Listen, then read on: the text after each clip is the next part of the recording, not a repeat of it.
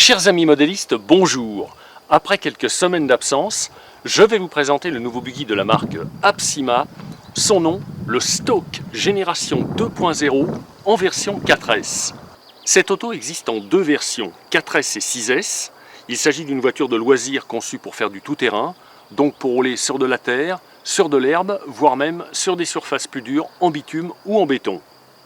Pour votre information, sachez que l'essai complet de cette auto est déjà disponible sur le site boerimodélisme.fr, un site sur lequel je vous invite à venir faire un petit tour. Si vous souhaitez acheter l'auto, notamment, vous disposerez des meilleures offres, des meilleurs prix pour acheter cette monture. L'Apsima Stoke Génération 2.0 est donc disponible en deux versions, 4S et 6S. J'ai choisi de vous présenter la version la moins puissante. Quand je dis la version la moins puissante, c'est un euphémisme, puisque c'est une voiture qui est déjà capable d'atteindre au minimum 70 km/h, donc ça va déjà très très vite. Cette auto est livrée en mode RTR, donc entièrement prête à rouler, avec cette magnifique carrosserie en Lexan prédécorée, que vous pouvez voir ici. L'Apsima Stoke Génération 2.0 bénéficie aussi d'un véritable châssis en aluminium anodisé. Il s'agit d'un châssis de 3 mm d'épaisseur. Sur la partie avant, le châssis dispose d'un tirant pour conforter sa rigidité. Le châssis est complété de deux bavettes de protection latérale. La mécanique de l'Apsima Stoke Génération 2.0 demeure un classique du genre, avec des épures à double triangulation.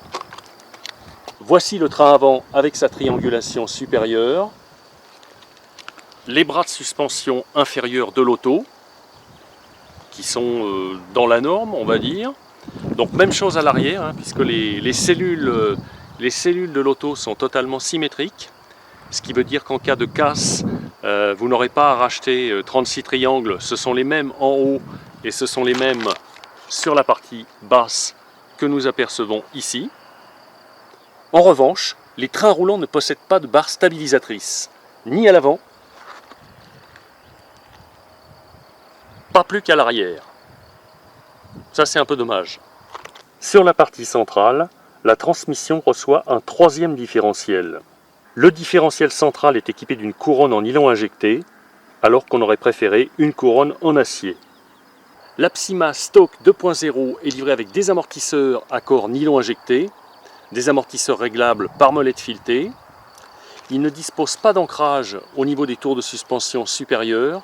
En revanche, on pourra ajuster leur inclinaison au niveau des triangles grâce à 3 points d'ancrage que vous apercevez ici. L'Apsima Stoke Génération 2.0 est livré sans accu. Pour faire rouler cette auto, vous devrez donc vous procurer deux accus LiPo 2S en prévoyant un minimum de 4 à 5000 mAh par pack et un minimum de taux de décharge d'au moins 30 ou 35 C, c'est préférable. L'Apsima Stoke Génération 2.0 est livré avec un moteur brushless de 2300 kV. Ce moteur est pourvu d'un radiateur de refroidissement en aluminium, ainsi que d'un support réglable, de façon à pouvoir ajuster l'entredent correctement entre le pignon moteur et la couronne du différentiel central. Un contrôleur de 120 A se joint à la partie électronique. Il est compatible 4S. Il s'agit d'un contrôleur programmable qui vous permettra d'intervenir sur la puissance des freins, également sur la vigueur des accélérations du moteur. L'Apsima Stoke Génération 2.0 reçoit un servo de 9 kg de couple pourvu d'un palonnier en aluminium, un servo qui comporte également une pignonnerie métal. Le petit boîtier juste à côté, c'est le boîtier qui est dédié au récepteur de l'installation. Les épures de l'auto font dans le style sérieux, avec une double triangulation qui est équipée de pas inversés pour pouvoir ajuster le carrossage des roues, des biellettes à pas inversés pour régler le pincement, et un ensemble d'étriers et de porte-fusées à la direction. En revanche, les triangles supérieurs du train avant n'autorisent aucune retouche concernant l'angle de chasse, pas plus que la barre d'Ackermann du sauve-cerveau ne vous permettra de modifier le braquage différentiel des roues avant. On revient ici en gros plan sur les combinés étriers plus porte-fusées du train avant. Juste pour vous dire que la transmission se part de quart d'endroit à boule goupillée en acier, avec un système astucieux qui permet d'emprisonner la goupille des cardans, comme vous le voyez ici. Ainsi, même avec la force centrifuge et surtout dans le temps, la goupille des cardans ne pourra pas s'échapper. L'Apsima Stock Génération 2.0 est livré avec ses amortisseurs à corps en nylon injecté, des amortisseurs réglables par molette filetée en aluminium. D'origine, les amortisseurs sont parfaitement étanches. Ils comportent 3 points d'ancrage tant au niveau du train avant qu'au niveau du train arrière pour modifier leur inclinaison naturelle.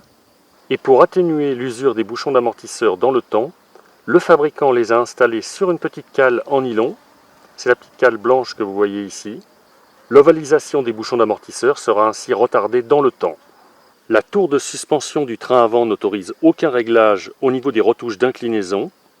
En revanche, la fixation des triangles de suspension inférieurs avant et arrière de l'auto est renforcée par la présence de ce berceau en aluminium. L'épure arrière de l'auto met en évidence des bielles à pas inversés qui permettent de régler le pincement des roues arrière. Le train arrière de l'Apsima Stock Génération 2.0 est équipé des mêmes amortisseurs que ceux du train avant, avec des corps en nylon injecté et des molettes filetées en aluminium pour assurer le réglage de tension des ressorts. On trouve encore des bouchons montés sur des petites cales en téflon afin de limiter l'usure et de réduire les risques d'ovélisation des 10 bouchons. À l'arrière, le support amortisseur comporte plusieurs points d'ancrage, mais dans l'absolu, la position initiale des amortisseurs ne pourra pas varier. Pour modifier la position des amortisseurs, il faudra se tourner du côté des triangles inférieurs et opter pour l'un des 3 points de fixation qui vous sont proposés. L'Apsima Stock Génération 2.0 dispose enfin d'un imposant support aileron réglable en 4 positions qui permettra de mieux asseoir l'auto à haute vitesse. L'Apsima Stock Génération 2.0 est livré avec l'émetteur classique de la marque à volant, s'agissant du modèle CR2S en version V2, une radio basique qui mettra à votre disposition tous les réglages élémentaires pour pratiquer la voiture radiocommandée avec facilité. Si vous avez aimé cette vidéo, n'oubliez pas de me mettre un petit pouce bleu, un petit like. Quant à moi, je vous dis à bientôt.